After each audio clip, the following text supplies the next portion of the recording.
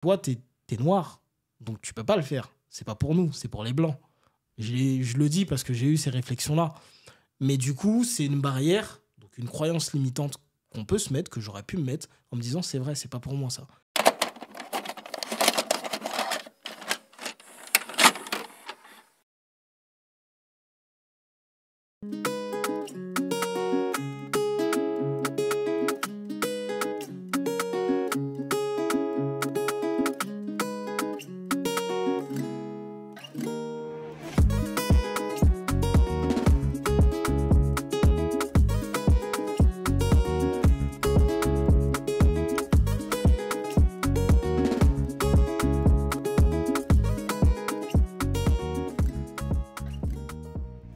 Hello à tous. Salut la famille, salut à tous. Bienvenue sur le podcast C'est comment ? C'est comment ? Qu'est-ce que c'est ? C'est ton nouveau podcast où on évoque le ressenti et on laisse de côté les faits. Comme tu le sais, tous les dimanches à 18h, tu prends place devant ton écran, avec ton téléphone, dans ton lit, peu importe. Bref, tu nous écoutes et nous, on est contents. On est super content de vous retrouver aujourd'hui. Ça faisait un moment qu'on n'avait pas tourné d'épisode et on est super content de vous retrouver aujourd'hui. On a un superbe invité, mais juste avant qu'on commence, comme d'habitude, vous pouvez nous follow sur les réseaux sociaux, Instagram, YouTube, TikTok. C'est comment le podcast. On est aussi sur toutes les plateformes de streaming, Apple Podcasts, Deezer, Spotify, SoundCloud, Acast, toutes les plateformes que vous voulez. On est dessus, donc allez nous follow. Ça nous fera plaisir, ça nous donne envie de continuer. Si vous voulez participer à l'émission, n'hésitez pas à nous envoyer un petit mail à c'estcommentlepodcast@gmail.com. On lira votre petit message, on vous recontacte, vous venez dans l'émission, vous passez un bon moment, on mange bien, on boit bien. Et puis voilà, c'est parti. Yes, merci beaucoup. J'ai un petit truc à dire, c'est que comme je dis à chaque fois aux invités, merci d'être là, donc je t'introduis. Aujourd'hui, nous recevons Jordi. Salut Jordi. Salut. Hello. Ça va ? Ça va ? En forme. Ça va très bien. Pas trop stressé ? Non, ça va. Ouais, comme d'habitude, les invités ne sont pas stressés. Je réitère mon propos, je te l'ai déjà dit en pré-entretien. Merci beaucoup d'avoir accepté l'invitation. Pas de souci. Si vous n'êtes pas là, nous, on n'existe pas. Si vous ne nous regardez pas, si vous ne nous écoutez pas, ben, ça ne nous donne pas envie de continuer. Donc, on vous remercie de la force et on continue. Pour ce tout nouvel épisode, nous accueillons donc notre invité Jordi. Nous allons parler d'un thème qui, je pense, fera écho à beaucoup d'entre nous. Comme d'habitude, chez C'est comment, vous connaissez, je fais un petit récapitulatif des faits et ensuite, on passe à fond dans le sujet. Let's go. Alors, Jordi, notre petit Jordi. Non. Je pense à Jordi qui chantait la musique quand on était petits. C'est qui ça ? J'ai pas les refs, les gars.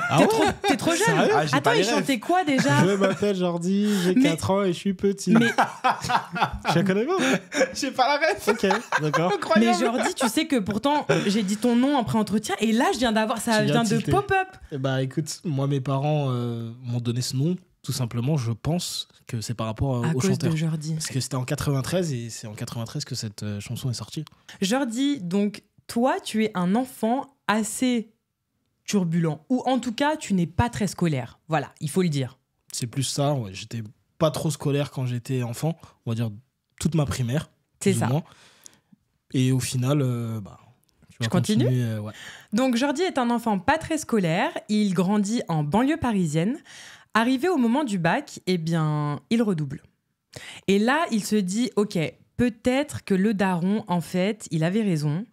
J'aurais dû être plus consciencieux dans mes études parce que mes potes, ils sont passés, mais moi, là, je reste au lycée. Donc, les petites 2 secondes, là, je vais me les taper, tu vois. Encore une fois. Donc, il a le seum, bien évidemment, mais il réussit son bac, well done. Il continue sur un BTS en initiale, bravo. Ensuite, il intègre une entreprise de sportswear. Je ne citerai pas le nom, les gars. Surtout pas. Surtout pas. Devinez, il intègre une entreprise. Bon, ça se passe bien. Il se dit que ça serait bien de reprendre ses études pour encore gravir les échelons. Là, tu fais un master en tant que chargé de recrutement. Master RH, en fait, c'est ça ? Alors, juste avant, je fais une licence. Ah oui, coup, BTS, ouais, licence, c'est ça. ensuite Master RH. Tu l'obtiens. Donc, congratulations. Après ça, tu pars faire le tour du monde. Pendant 1 an, tu visites 7 pays. C'est ça. On aura certainement l'occasion d'en reparler plus tard. Et à ton retour, l'entreprise dans laquelle tu travaillais auparavant te recontacte. Et là, tu intègres cette entreprise dans laquelle ça fait maintenant 6 mois que tu occupes le poste de chargé de recrutement. Exactement. C'est exactement ça. Voilà. Le parcours de Jordi est un parcours un petit peu, au début, en dents de scie, je peux me permettre. Et vous l'aurez compris, pourquoi j'ai précisé en début de cette introduction qu'il avait grandi en banlieue, c'est parce qu'aujourd'hui, le thème et la question que l'on va te poser, c'est comment de s'émanciper de la banlieue. C'est le thème que tu as choisi, c'est le thème qui te correspond et c'est le thème que nous allons aborder avec vous aujourd'hui. Exactement, et j'ai vraiment hâte qu'on commence, donc merci beaucoup encore Jordi d'être là. J'aimerais revenir quand même sur comment on s'est rencontrés toi et moi. J'intègre donc moi cette entreprise de sportwear il y a 5 ans maintenant, c'est dingue, la première fois que je t'ai rencontré c'était il y a 5 ans.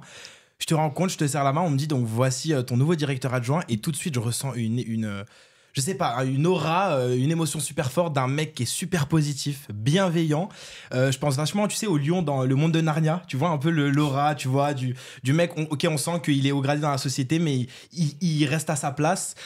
Il a quand même conscience de qui est qui, de qui fait quoi, etc. Et j'ai eu un très bon feeling par rapport à toi. On crée C'est comment 5 ans après.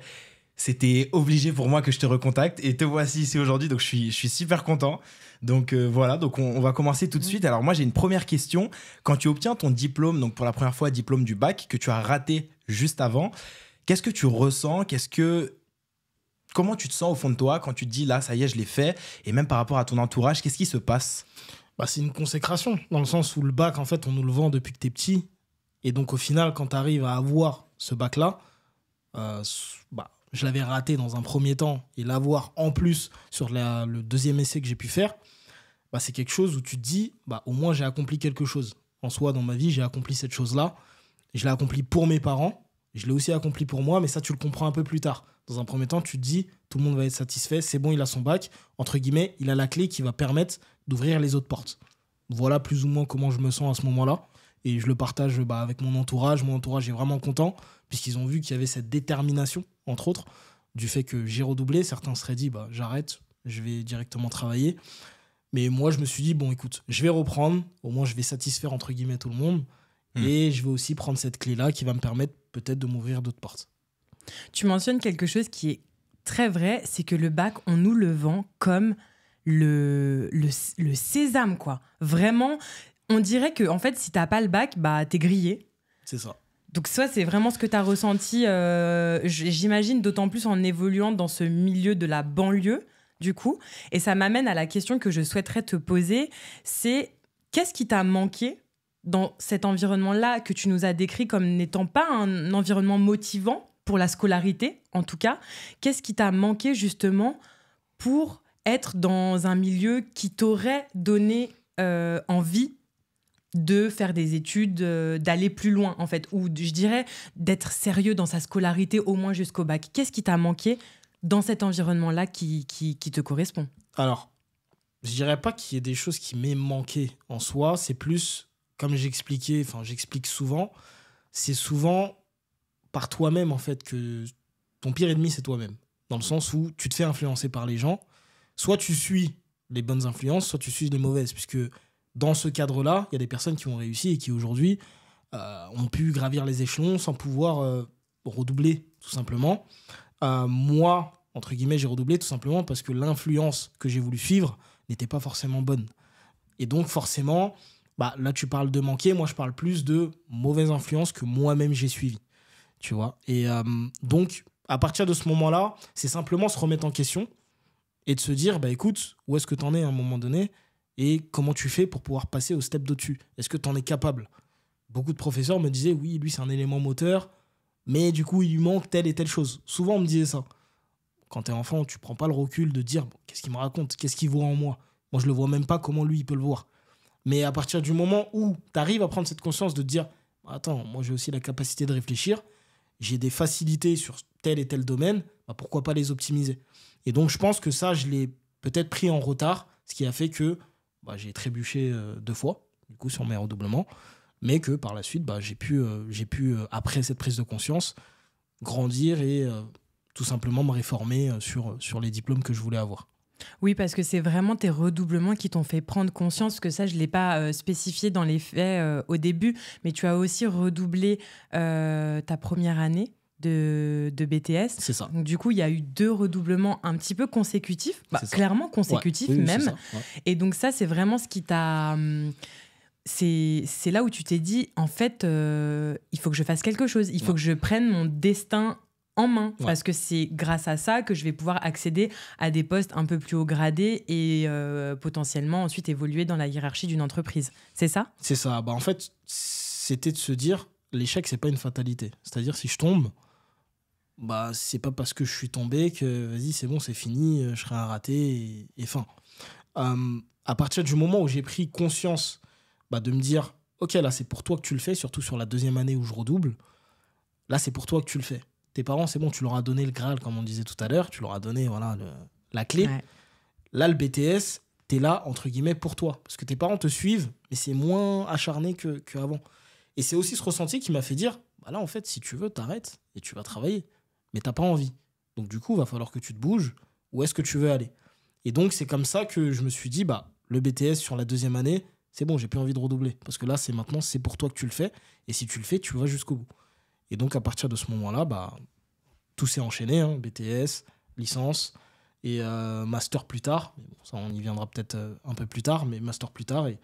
Et voilà comment j'ai pu tout simplement rebondir sur cette 2e fois où je redouble.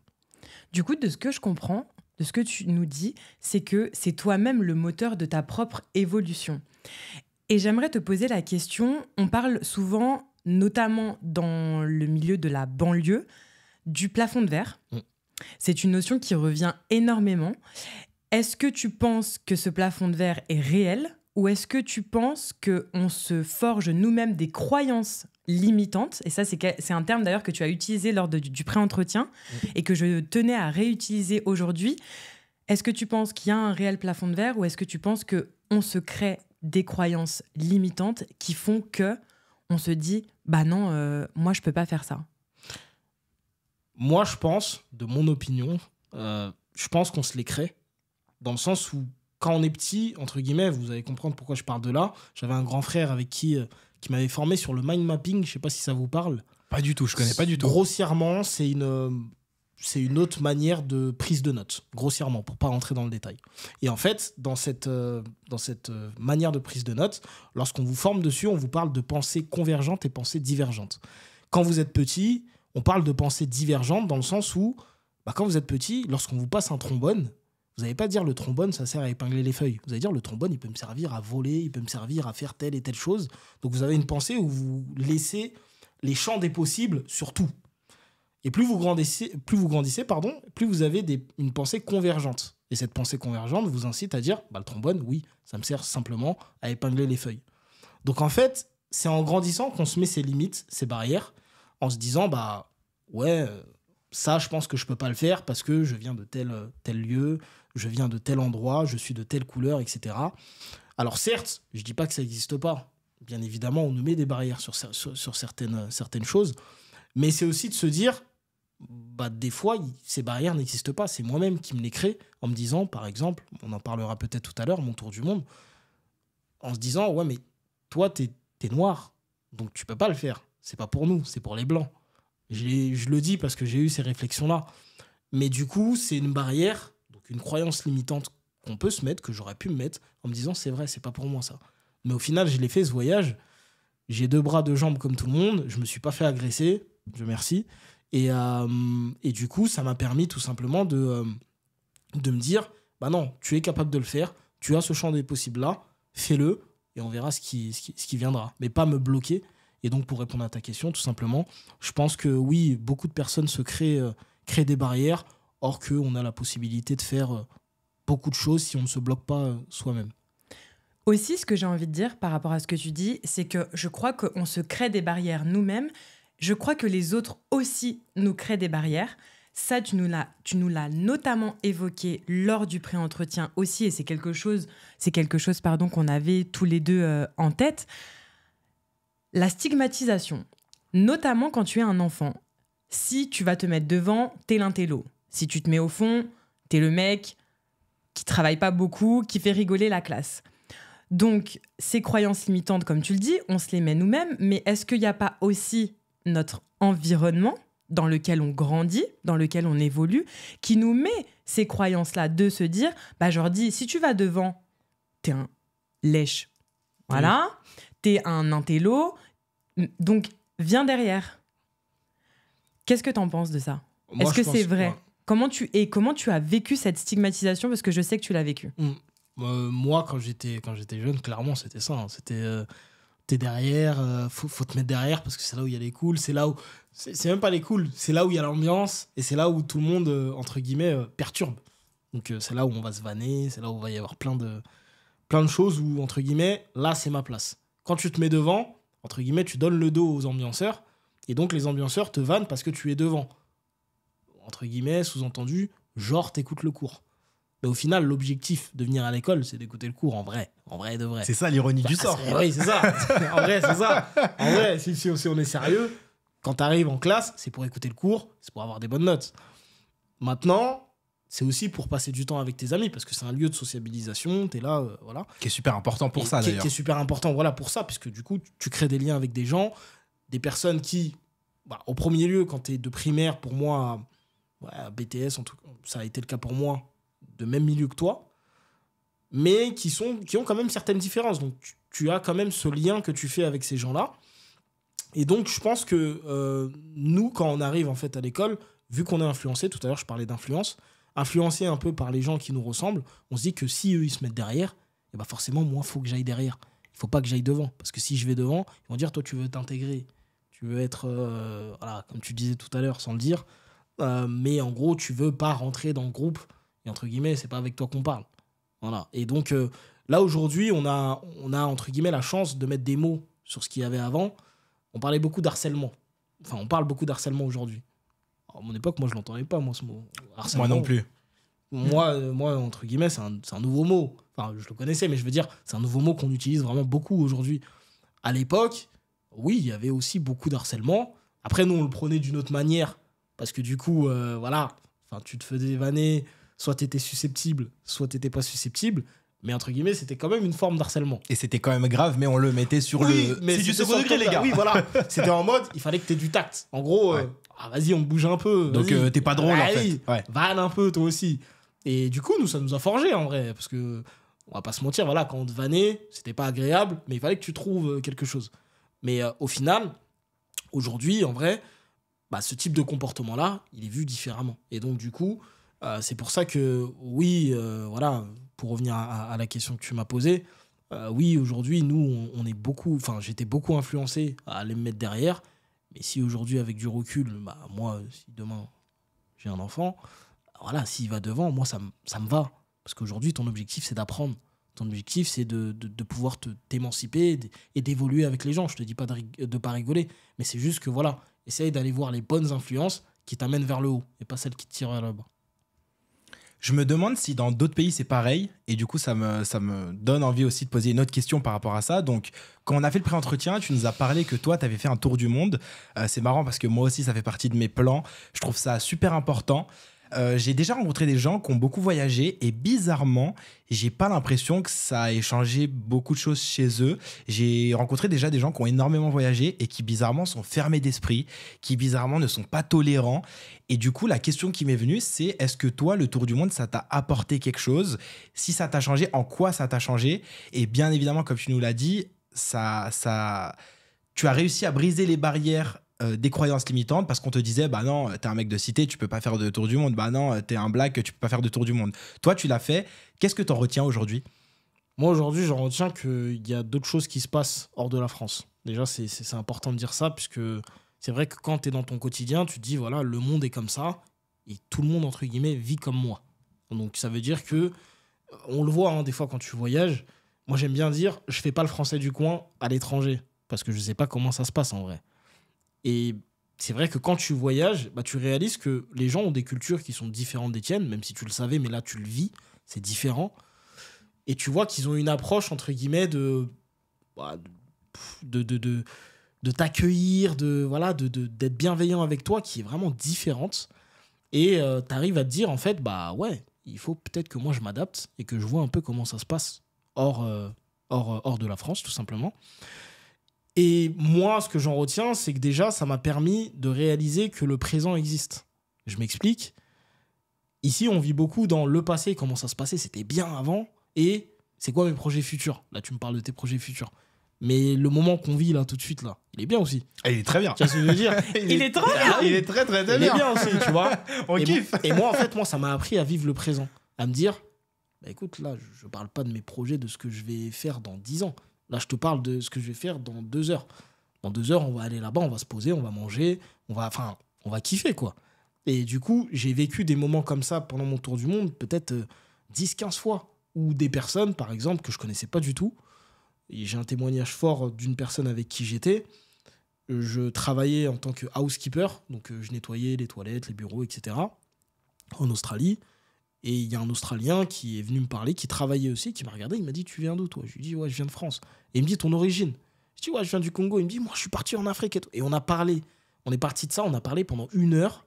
J'ai vraiment aimé parler avec lui, mais vraiment un sentiment de fou, où je me suis dit, mais purée, mais je kiffe le moment, en fait, là. Et au final, tellement on a kiffé, j'ai ressenti aussi que lui aussi, il l'a ressenti. Il m'a dit, mais attends, je t'ai même pas demandé ton prénom, comment tu t'appelles? T'es qui, en fait? Ouais, t'es qui?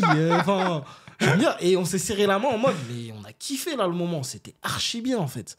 Et au final, en fait, c'est tous ces moments-là, j'en ai eu d'autres, hein, où un autre mec, carrément, tellement on avait parlé le soir, il partait de l'auberge de jeunesse où j'étais le lendemain, mais moi, je savais pas. Je suis parti travailler. Le soir, il m'a laissé une lettre. Il m'a écrit une lettre où il m'a dit, écoute, j'ai kiffé parler avec toi, tiens mes coordonnées en Facebook, etc. Moi, je fais mon tour. Si jamais on est amené à se retrouver, on se retrouvera, tu vois. Moi, j'ai dit, bah, top. C'est incroyable. Trop sympa. Mais c'est des trucs, tu les vis en voyage, tu sais, ça, c'est des trucs où tu te dis, t'es dans un autre état d'esprit. T'es pas dans l'état d'esprit où tu te dis, ouais, je vais faire le français du coin, je suis fermé, etc. Non, tu t'adaptes, tu gardes, moi je dis toujours, tu gardes tes convictions, tu gardes tes principes, etc. Mais au-delà de ça, rien ne t'empêche de t'adapter à la personne qui est en face de toi et à l'environnement qui est là.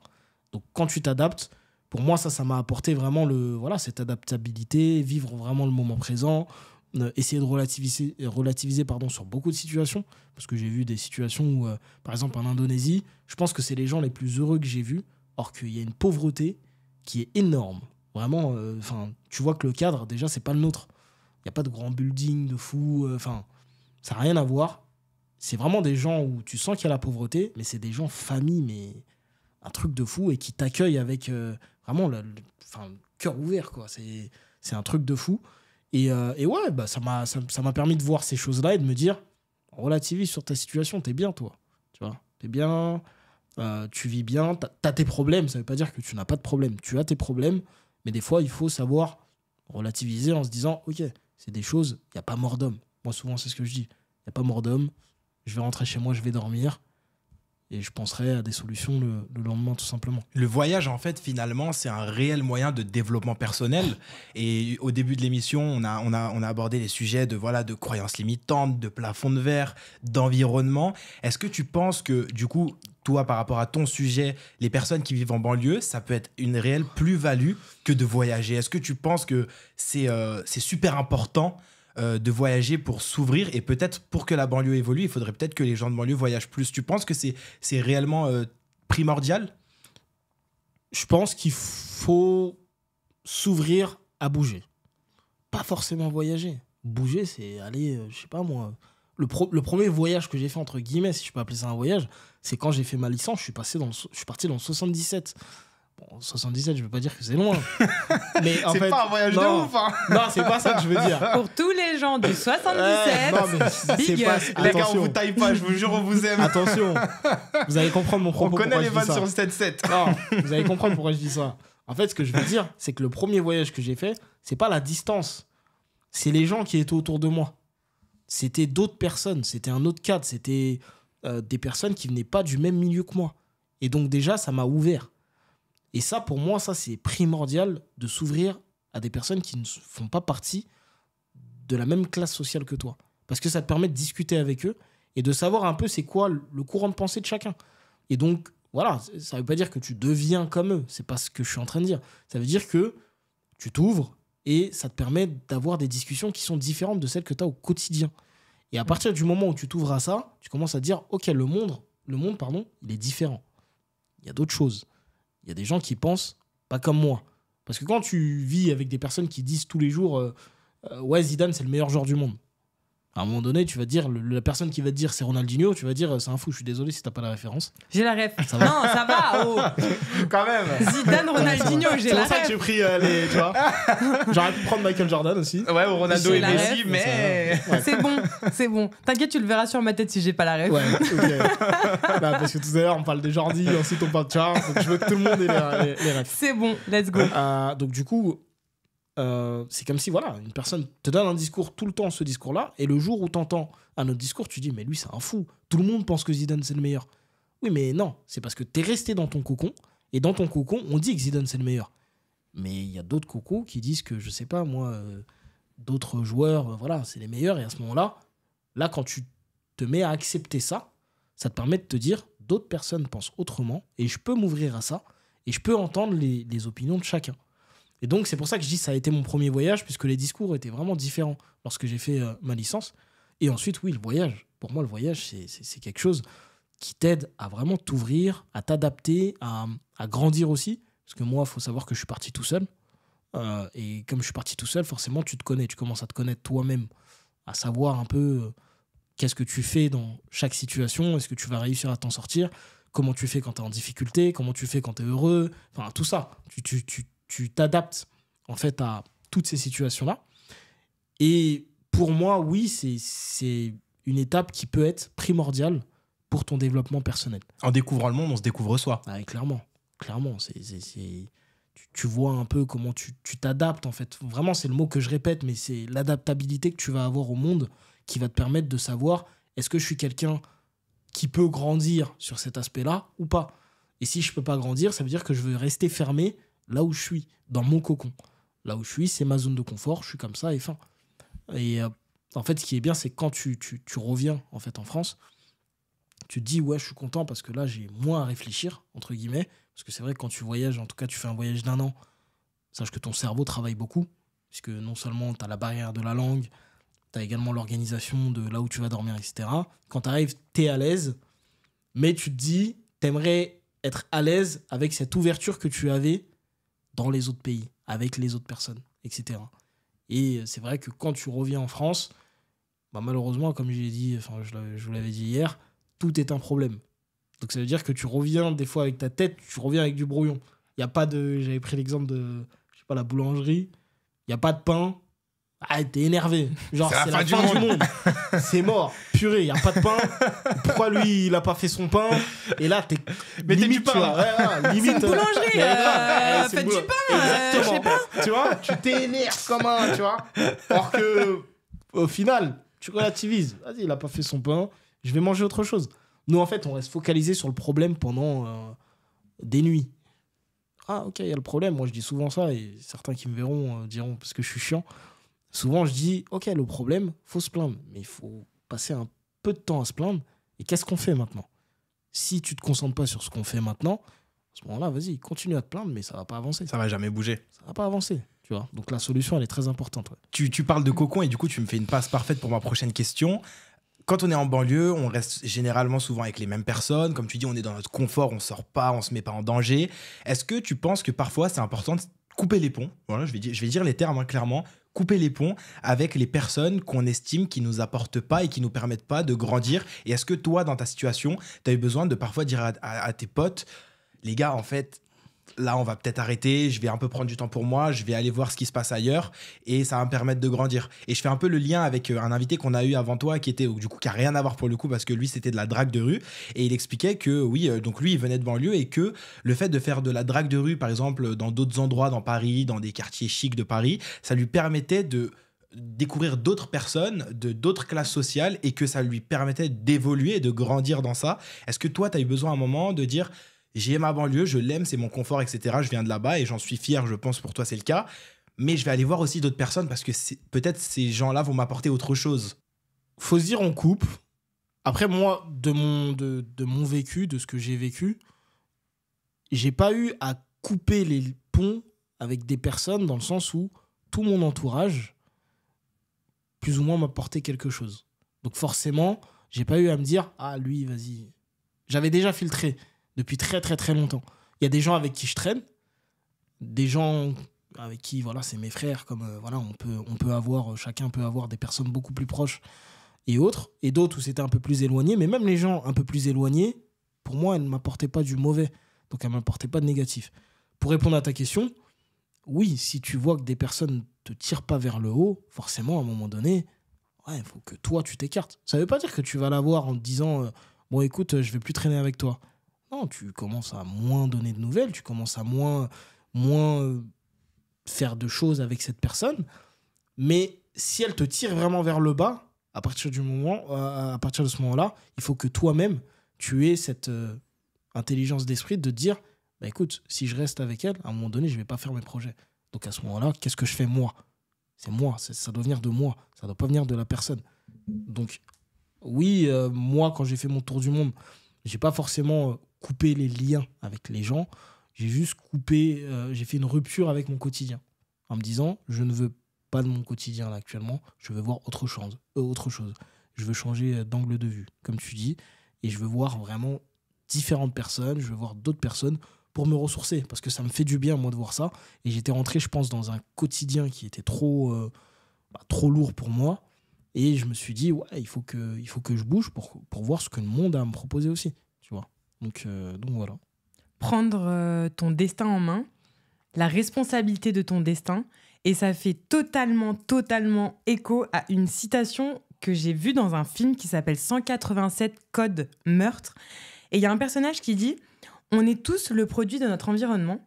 Et l'autre personnage répond « Oui, mais ça n'empêche personne d'assumer la responsabilité de ses actes ».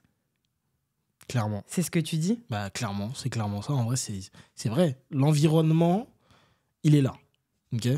Maintenant, toi, qu'est-ce que tu fais dans cet environnement-là ? Il y a plusieurs personnes dans un environnement. C'est comme dans une classe. Il y a plusieurs profils. Et à un moment donné, c'est toi qui décides de faire tes objectifs. Moi, en l'occurrence, c'était le tour du monde. De bouger et de te dire, c'est pas parce que je suis dans un environnement comme ça que je ne peux pas le faire. Soit de te dire, je suis condamné, en fait. Je suis dans cet environnement-là. Et au final, moi, ce que je dois faire, soit le foot, soit le rap. Grossièrement. Ça ne veut pas dire qu'il ne faut pas le faire. C'est tout ce que je dis, c'est qu'il n'y a pas que ces deux issues-là. Moi, je parle plus par rapport à mon vécu et par rapport aux jeunes aussi qu'il y a derrière nous, parce qu'il y a des plus jeunes aujourd'hui qui se disent, nous, on ne nous veut pas dans cette société et on va percer, soit on va faire le project Mbappé, soit on va faire le Nino Project ou le Booba Project. À l'époque, c'était Rof. Je suis plus Team Rof. mais du coup... mais en gros, ouais, c'est ça. Il n'y a pas que ça. Là, il y a eu récemment un jeune du 93 de Saint-Denis, l'histoire de la NASA, là, où il a été accepté à l'école de la NASA, etc. Le mec vient de banlieue, d'un environnement... Saint-Denis, je crois que c'est Saint-Denis d'où il vient. Voilà, enfin, c'est Saint-Denis, quoi. Vous voyez ce que je veux dire ? Donc, à partir d'un moment, lui, il s'est dit, je pense, c'est pas parce que je viens de ce secteur-là que j'ai pas la possibilité d'aller à la NASA. Donc, il a pris, entre guillemets, son destin en main, ses responsabilités, et il a fait les choses pour arriver là où il doit arriver. C'est un peu cliché ce que tu nous dis, mais ça relève pour moi d'une réalité. C'est qu'en banlieue, généralement, si tu veux t'en sortir, on te dit, bon mon gars, ça va être soit le foot, soit le rap. Et c'est marrant parce que tu parles à un rappeur. On a reçu un rappeur aussi dans l'émission qui s'appelait Barouya.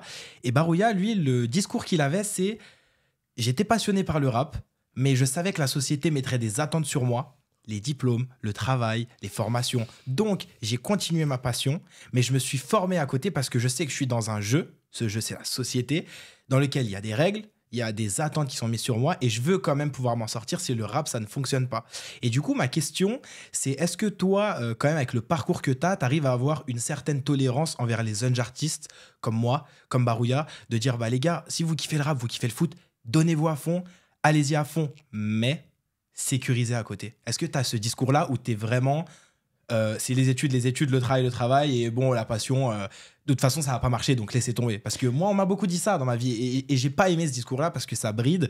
Et pour moi, on peut allier les deux, et Barouya le fait très bien, et moi, aujourd'hui, je le fais très bien. Je suis podcasteur, je suis rappeur, je me mets même au chant, je fais plein de choses à côté, et ça n'empêche pas que j'ai quand même des diplômes, j'ai un travail aujourd'hui, je m'en sors dans la vie. Donc voilà. Et j'ai envie de dire, ouais, faites gaffe les gars, parce qu'il y a les ligaments croisés. Donc c'est mieux que... T'as vu ? C'est mieux que t'aies un diplôme. Il n'y a pas les ligaments croisés, donc ouais, voilà. Il y a une chance sur deux que t'aies les ligaments croisés, donc compliqué, tu vois. C'est ça. Non, pour répondre, pour moi, je suis pas dans le discours binaire de dire l'école c'est bien, le rap c'est pas bien. Je suis pas dans ce discours-là. Dans le sens où, nous, on a été éduqués en nous disant il faut avoir des bonnes notes à l'école, il faut être bon à l'école, etc. Tout en oubliant de nous dire que l'école, c'est pas une finalité en soi. C'est-à-dire que des personnes vont s'en sortir à l'école, d'autres ne vont pas s'en sortir. Cela n'empêche qu'elles vont réussir dans d'autres domaines.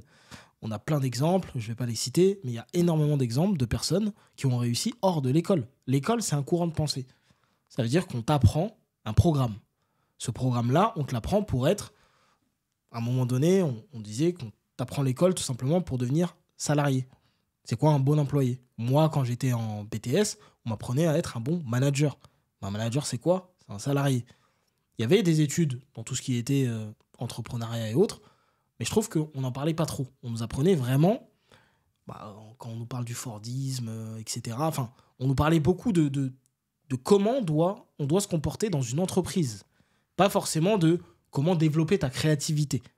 Donc, en soi, l'école, ça peut être bien pour certains. Moi, je trouvais que j'avais la nécessité d'aller à l'école pour avoir certains savoirs dans ma spécialité. C'est pour ça que peut-être que jusqu'à de primaire jusqu'au bac, ça ne m'intéressait pas plus que ça. Ça m'a intéressé quand je me suis spécialisé. Parce que je me suis dit, ok, j'ai besoin de notions managériales, j'ai besoin de savoir comment on s'organise dans tel et tel domaine, etc., etc. Mais ça ne veut pas dire qu'une personne qui ne va pas à l'école est moins bonne que moi. L'école, ce n'est pas un gage d'intelligence. Merci. Il y a d'autres personnes qui ont une intelligence qui est différente et qui arrivent à l'exprimer. Aujourd'hui, je vois beaucoup de personnes qui n'ont pas fait de grandes études dans mon entourage, qui aujourd'hui ont monté soit leur société, mais c'est vraiment un truc carré où vraiment ils vivent de ça en fait. Et d'autres personnes qui ont été à l'école, qui aujourd'hui sont salariés. Enfin, aujourd'hui, j'en suis l'exemple. Je suis salarié et qui n'ont pas forcément atteint un summum. Donc ça ne veut pas dire, attention, qu'il n'y en a pas. Il y a énormément de personnes qui ont fait l'école et qui sont allées très loin, et d'autres qui ne sont pas forcément allées loin quand elles ont arrêté l'école.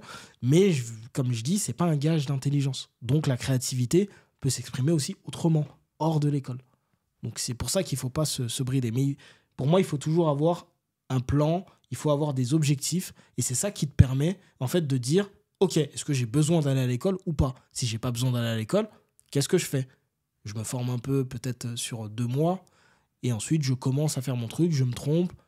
Et il y en a qui c'est plus facile pour eux de fonctionner comme ça. Donc voilà plus ou moins ma réponse. Ça fait tellement du bien. Mais tellement du bien. Toi aussi, je te vois sourire aux lèvres. Mais d'entendre un discours vachement libéré là-dessus, de dire l'école, c'est pas la finalité, les gars, c'est pas le seul point d'arrivée, c'est pas, vous êtes pas obligé de passer par cette étape-là. Et tu sais, et peut-être qu'on fera d'autres épisodes ou un épisode spécial, tu sais à quel point ça me tient à cœur. La notion de l'école, de l'éducation, et toi aussi, parce que moi j'étais quelqu'un qui allait à l'école, qui avait des bonnes notes, qui s'en sortait, mais j'ai jamais aimé l'école. J'ai toujours trouvé que c'était un système qui me convenait pas, un format pour lequel je n'étais pas fait, et j'ai l'impression que toute ma vie la société m'a dit mais c'est toi le problème, en fait tu dois rentrer dans cette case qui est l'école. Et entendre des discours comme toi, ça fait du bien, et du coup ça me rend encore plus fier d'avoir fait ce podcast avec toi, Cassie, et de me dire qu'avec ce podcast on peut mettre en avant ces philosophies là qui sont tellement peu mise en avant sur la place publique, et j'adore. Toi aussi ? Je valide complètement. Après, c'est vrai que par rapport à Adrien, personnellement, j'ai un profil qui est différent. Moi, j'ai toujours été très studieuse, très dans les études. Donc, je suis allée en fac de droit, et puis j'ai arrêté pendant 3 ans, et puis j'ai repris en alternance. Et moi, surtout par rapport, en tout cas, à mon parcours, c'est ce que j'ai envie de dire, c'est la personne que vous êtes hier n'est pas la personne que vous serez demain. Et votre parcours scolaire ne vous définit pas, il n'est pas linéaire. Je t'aime bien, toi. Ah ouais ? Ouais. Tiens, tu me dis merci aujourd'hui. Ouais. Ça y est, je donne un peu de love, j'ai envie. C'est le beau jour, je suis de bonne humeur. Bah, t'as intérêt.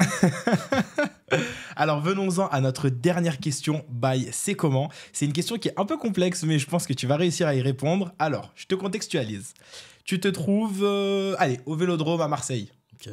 Mon cœur est marseillais, donc je suis obligé. Désolé les amis parisiens, désolé Jordi. Je suis barcelonais. Ah, ok, bon, c'est bon. Alors, on est au Vélodrome à Marseille. Le stade est plein, mais on n'attend qu'une seule personne, on attend le discours d'une seule personne. C'est Monsieur Jordi. Jordi. Donc voilà, donc t'entends tout le monde qui t'acclame, les gens sont pressés, mais, malheureusement, tu meurs à minuit et il est 23h59. Tu as donc 1 minute pour dire quelque chose à ton public et tu dois leur dire ce que j'ai retenu de la vie, c'est ça. Qu'est-ce que tu leur dirais? Quelle est ta plus grande morale, ta plus grande leçon? Voilà, ta ligne de conduite aujourd'hui, la plus grande philosophie que tu as tirée de toutes ces années sur Terre et de toutes tes expériences, ce serait quoi? Tu as 1 minute. C'est parti. Moi, je dirais aux gens, ayez un bon comportement avec les gens. Essayez de vivre le moment présent, aidez vos proches. Essayez d'être sincère avec les gens, d'être serviable, d'être quelqu'un qui est utile aux gens. C'est ça, pour moi. Il faut être utile aux gens et ne pas se prendre la tête sur des futilités, dans le sens où moi, j'aime beaucoup de personnes, mais il y a des personnes, on n'a pas eu de nouvelles entre nous. Ça fait peut-être des mois. Mais quand on se revoit, c'est comme si on avait eu des nouvelles de fou. Et se prendre la tête, c'est se dire « Ah, il ne me donne pas de nouvelles. Vas-y, lui, il est devenu bizarre et autres. » Donc, c'est essayer de ne pas se prendre la tête sur des futilités. Vraiment essayer de faire avancer les choses dans le bon sens. Et voilà, d'avoir le bon comportement avec les gens, tout simplement. Soyez bons. Voilà, soyez bons. Soyez de bonnes personnes.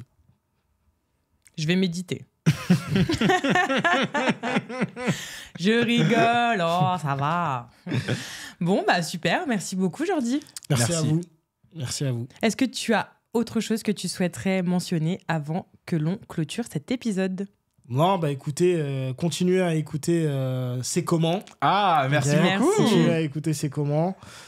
C'est des bonnes initiatives et ça permet tout simplement de s'exprimer sur des sujets, je pense, qui sont importants, que des fois, voilà, t'as pas la possibilité de parler avec des gens. Et donc là, t'en parles et je pense que c'est sympa. Et bah écoutez, si les gens veulent voir mes voyages, il y a mon Instagram de passage. On le mettra dans la description, voilà, avec plaisir. Simplement. C'est ça. Tout simplement. Vous pourrez retrouver donc son Instagram dans la description. On vous remercie de nous écouter, de nous regarder. En effet, C'est comment, c'est un endroit où vous pouvez venir parler de votre ressenti. On veut que vous vous sentiez un petit peu moins seul. Ce que vous avez vécu, ce que vous allez vivre, il y a certainement quelqu'un sur cette planète qui l'a déjà vécu. On a déjà eu beaucoup d'invités. On en veut encore plus. Comme l'a dit Adrien en introduction, n'hésitez pas à nous contacter. Tu peux clôturer ? Et ben on va clôturer en vous disant que vous pouvez nous suivre, nous aussi, sur les réseaux sociaux, Instagram, YouTube, TikTok. C'est comment le podcast. Donnez-nous de la force. On voit que vous prenez le temps de commenter, de liker, de partager. Et qu'est-ce que ça nous fait plaisir, parce qu'on se dit que, ok, on est une petite communauté pour l'instant, mais on grandit super vite. Vous nous donnez beaucoup de force et de bienveillance, donc continuons en ce sens. Merci beaucoup. Voilà. Moi, comme d'habitude, je vous donne rendez-vous la semaine prochaine, dimanche 18h. Un nouvel épisode, un nouvel invité. En attendant, on vous salue et on vous dit beijinhos. Ciao.